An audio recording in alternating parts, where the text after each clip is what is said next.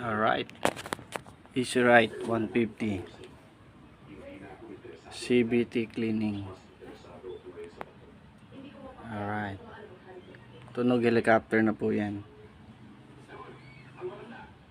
Ito mga tools na gagamitin natin. Ayan mga tools, Y tools, tsaka ito 39 tsaka 41, ito tsaka 8mm panggilid, 8mm.